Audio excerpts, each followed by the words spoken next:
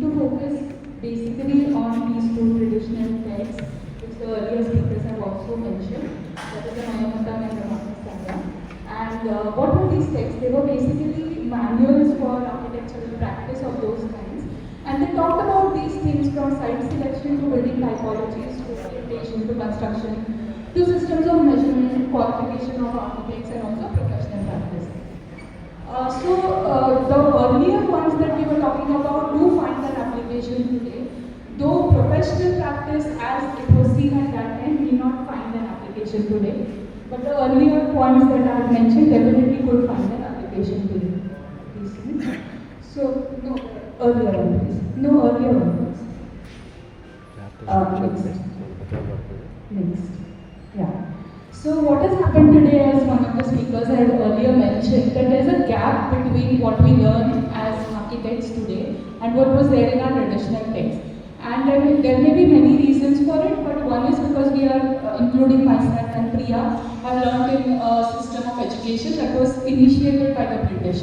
So first of all, that is the gap. And secondly, people like Priya and I don't know too much of Sanskrit, sorry sir, but we are trying to learn. And that gap is definitely there, which does cause an obstacle in our learning of the Vastu Shastra. Next, please.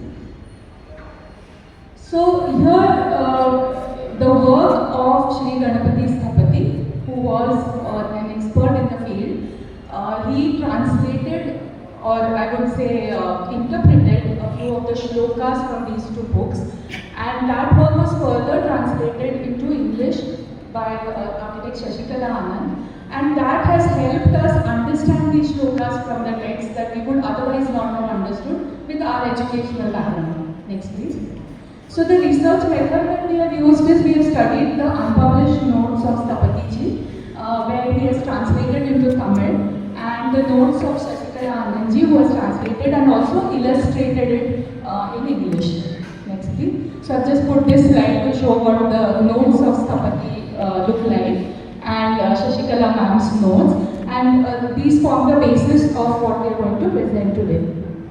Next. So we have also included case studies of some traditional buildings where we can show that these principles were being used, and we also look for the similarities and regional variations of these principles. And we did a case studies of a few contemporary buildings, some architects who are following these principles today, and how they have brought it into contemporary practice. Next, please. So, out of the whole body of work, we have just focused on these two things: layouts of residential buildings and measures and proportions. There is a lot more, but this is the focus of our research paper. So, according to the text, 6 forms of the house are described. As you can see, there are shlokas from the Mayamatam and also from the Manasara. I'm not going to recite the shlokas, one for the lack of time, and two, I don't dare to mispronounce with sir present here. So I will just say that 6 types of residential layouts were explained. Next, please. And you can see that Ekashala or Dandaka, these are the names in the 2 different texts. So these were the types of layouts described: Ekashala, Dvishala, Trishala, Chatushala, Saptashala, and Dashashala. Next, please. So, how have they come to these names? So, the Ekashala layout basically is just a rectangular structure. The Trishala is an L-shaped structure which is joined. So, there is a union or a sandhi there. So, the Dvishala layout has 1 sandhi. The Trishala layout has 2 sandhis, and so on. Next, please. So, that is an example of a traditional building which shows an Ekashala type of a layout. There is just a rectangular shaped building with no joints or sandhis. Next, please. So this type of layout was believed to be suitable for all kinds of people. Now in the text you will find mention about jatis and which jatis could use certain type of layouts, but that was not a pejorative use, that was absolutely based on the needs, the design needs.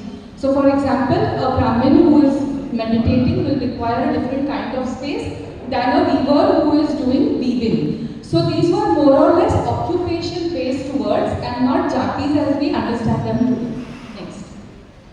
The swastika kind of layout, where you can see the L-shaped layout, there are 2 dandakas joined by a sandhi. So this is called, the individual unit is also called a swastikam, but the idea was 4 of these come together to form a swastika shape. So the entire layout was also called a swastika and the individual one was also called a swastika. And that's an example of a swastika kind of layout. Next please. The Maulika Shala, as we said earlier, there are 3 Dandakas and 2 Sandhis, and Chaturmukha has 4 Dandakas and 4 Sandhis. Next please. So a Chaturmukha layout was a house that had 4 wings. So there were 4 Shalas and 4 Sandhis. There was an axis called Brahma Sutram and an axis called Yama Sutram. And if you have a house layout with wings in all 4 directions, that is called a Chaturmukha. This kind of layout also would have certain projections, like verandas or openings, windows coming out on all 4 sides. So these projections were called as bhadras and the veranda was called as the mandapa. Now a saptashala layout basically was a combination. So there is a chatushala layout, then a gap or an antarala in between, and then a trishala layout. Combined it gives us the saptashala layout. Next. Or a Dasashala layout, again showing the Chaturmukam at the center and 2 Maulikam at 2 sides. This is an example from a traditional building which has 4 Chaturmukam layouts joined together. Maybe this house was built as an extension, a part built first and a part added later. Next.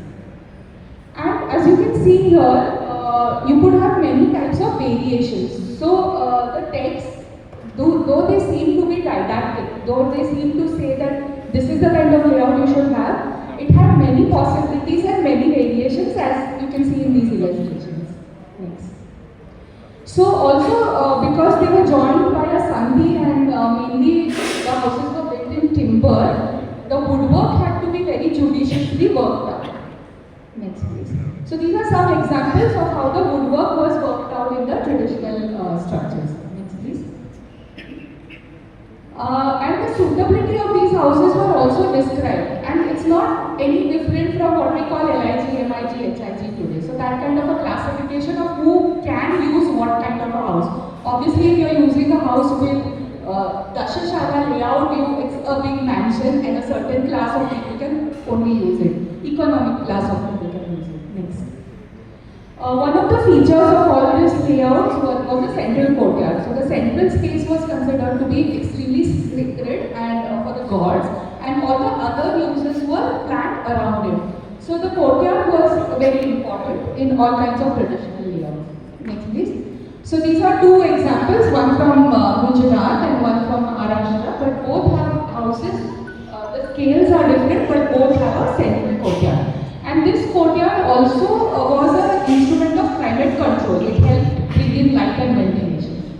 Next.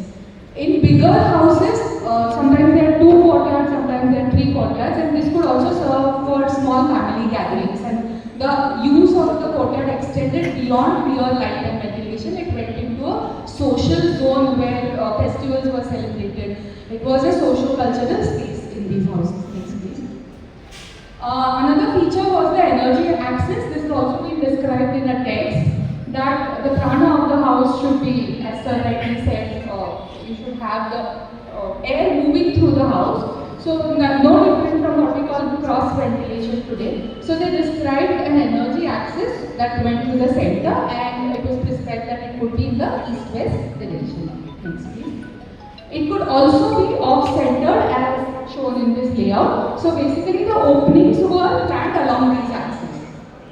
That's another example of the off-center bathroom. Another example in a swastika kind of a layout. Next please. And the axis shown in a bigger house or a mansion. Next please. One more feature was the veranda, so that the veranda could be all around or it could be like projections on all 4 sides. Next please. Now even this element which was the veranda helped in controlling the temperature. It also had another use. So as you know, Bharat was very famous for its community living. So a house was not only for the house owner, it also went beyond and went into the community. So these verandas served as resting places for people who were moving about on the roads. We have a hot kind of temperature in most parts of the country. So these verandas are also used by travelers.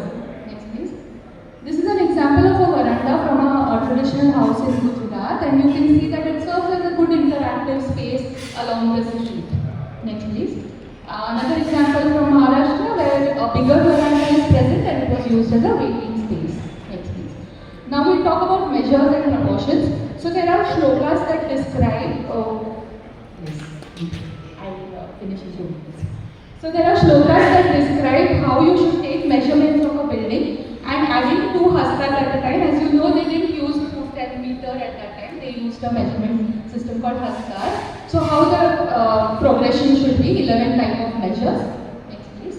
And these measures always refer to the width of a building. The length of the building was always in proportion to the width of the building. So you can see some proportions given here, 1:114, 1.5, and so on. Next, please. And the ratio of 1:2 was considered most balanced or most suitable for habitation. Next, please. Yeah, so in the other text, which is the Manasara, they describe 3, 5, 7. So odd numbers are given for the measures. Next. They also gave even numbers, but starting from 4 hastas. Next, please. And the measures are given for a Kandaka type of layout, Swastikam type of layout, all kinds of layouts. These measures are given in the form of shlokas. Next, please. And they have also said how you should go on adding these measures if you want a bigger house. Next, please. Also, not only the length of the building, but the height of the building also was calculated with reference to the width of the building. Now, they had one rule that the width was divided into modules called patti or bitti, and then if you had even number of modules on the width, then even number of modules on the length. You couldn't have one as odd and one as even, because then there will be a confusion about